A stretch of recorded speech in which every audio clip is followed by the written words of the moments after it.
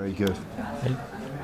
Hello, we're here at SuperReturn Berlin 2013, and I'm talking with Roberto Quarta, partner and chairman of Clayton, Dubilier Rice in Europe. Roberto, hi. Hi Mark, how are you?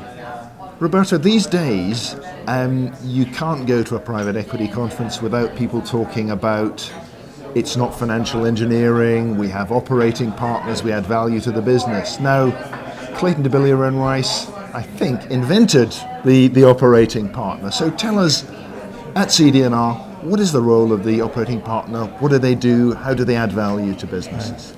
Well, Mark, you're absolutely right. I mean, Clayton, Dubilier Rice, was a pioneer in the concept of putting together operating partners, seasoned operating partners, and financial partners working together, both to identify opportunities to invest, and more importantly, post-acquisition, executing the investment case, and then exiting in due course.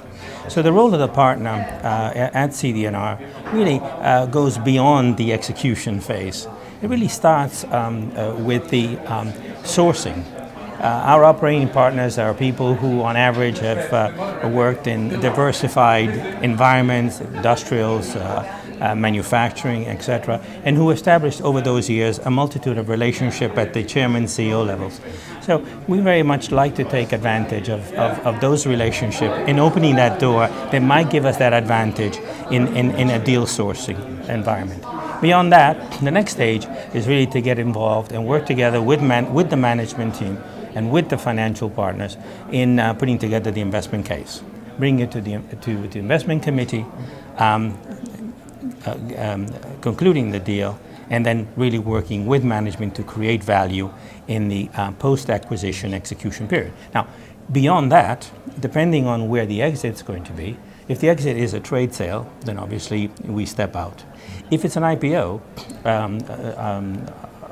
the CD&R operating partner will take a chairman role, right, both in the private side, and it's an executive chairman role, right, a mentoring role, working together with management to deliver the value proposition. If we go the IPO route, on the other hand, then what we would do is take actually the chairmanship of the public company. For example, today I'm chairman of Rexel. Rexel is a global electrical distribution business, which we took public several years ago on the French stock exchange.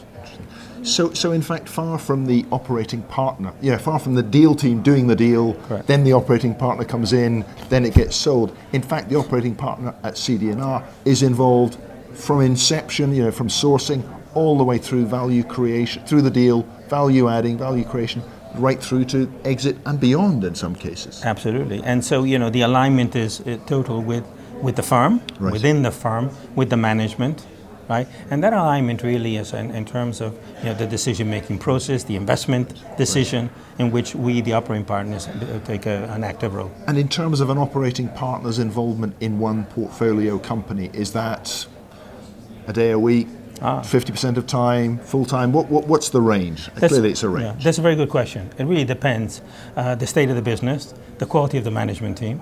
And one of the things that we as operating partners in CD&R understand and subscribe to, that in the event that unplanned changes need to be made at the CEO level, that we will step in for an interim period of time and take over that role, right, until a new CEO is appointed. So it really depends on the circumstances. It's horses for courses. So ideally what we'd like to be is a mentor to a CEO and to a management team, so an executive chairman role versus a non-executive chairman role. But if we need to, we roll up our sleeves and we get down and dirty, as they say.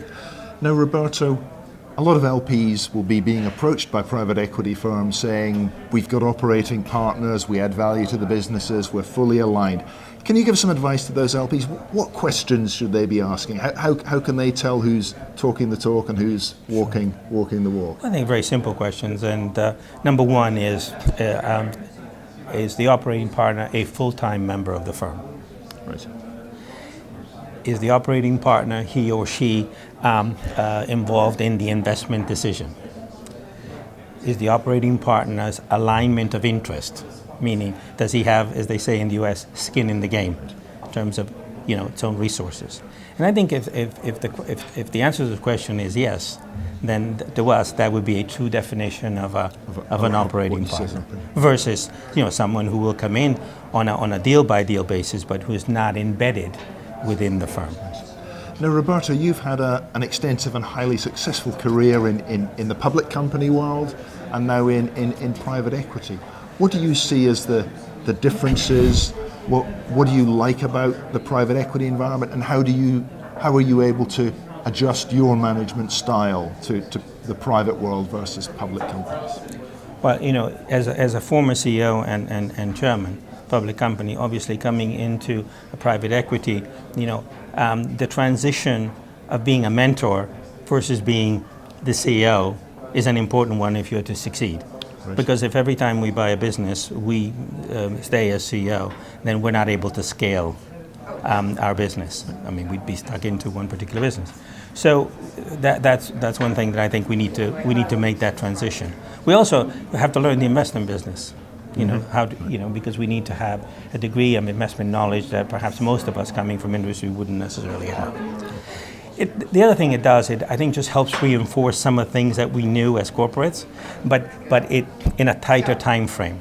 Because as you know, private equity ownership is a transitional ownership over a period of time.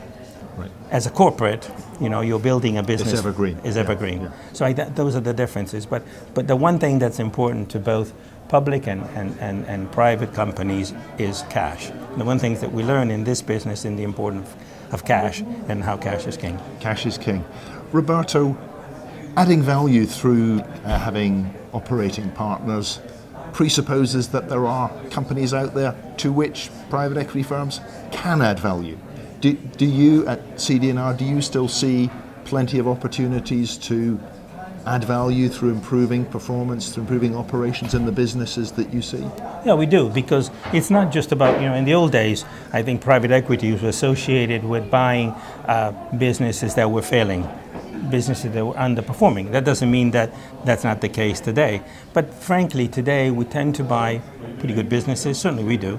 We try to buy good businesses, strong brands, businesses that have a broad spread of risk, and businesses that, let's say, don't necessarily have low-hanging fruits in terms of productivity, in terms of go-to-market strategy, but actually need help in emerging market strategies. Right. They need help in growing.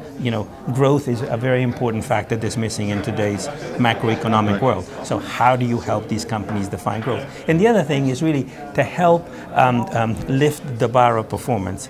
We've bought good businesses where the management team has told us, look at our KPIs. We're doing really well vis-a-vis our competition. We can't do that much better. But actually, private equity can help drive improved performance by being very focused on what are the key issues that create value in a business, given the experience we've had over the many years. Roberto, thank you very much.